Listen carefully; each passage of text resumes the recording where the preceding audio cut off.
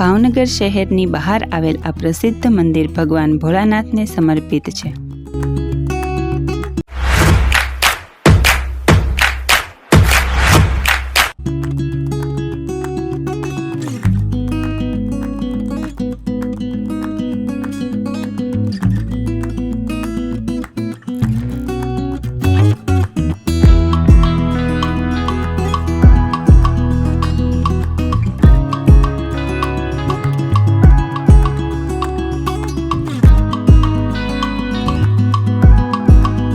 આજે આપણે આવી ગયા છીએ માળનાથ મહાદેવના દર્શન કરવા.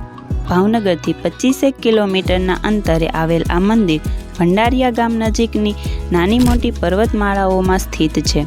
લોકવાયકા પ્રમાણે આ મંદિરનો ઇતિહાસ જાણીએ તો 1354ની સાલમાં મંદિરની સ્થાપના કરવામાં આવી હતી. નગરશેઠ કરીને એક રાજા હતા. તે ઘણી બધી ગાયો રાખતા હતા.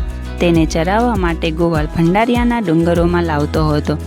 તે ગાયોમાંથી એક સુરભી નામની ગાય હતી. તે બધી ગાયોથી અલગ રહેતી. દરરોજ પર્વત પર આવેલ એક રાફડા પર દૂધથી અભિષેક કરતી. આ વાતની જાણ નગરશેઠને થતાં તેણે ત્યાં ભગવાન શિવની પૂજા અર્ચના કરી અને ભગવાનની સ્થાપના કરી. મંદિરનું સ્થાપત્ય પ્રાચીન ગુજરાતી શૈલીમાં જોવા મળે છે.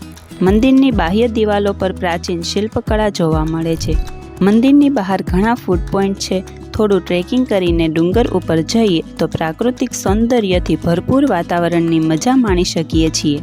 અહીંયા અનેક પવનચક્કીઓ પણ જોવા મળે છે. મંદિરના દર્શન કરવા માટેનો બેસ્ટ સમય ચોમાસા દરમિયાન છે અને પવિત્ર શ્રાવણ માસ દરમિયાન તો અહીં ભક્તો ઉમટી પડે છે. શું તમે પણ આ મંદિરના દર્શન કરવા ગયેલા છો? કોમેન્ટમાં જરૂર જણાવજો.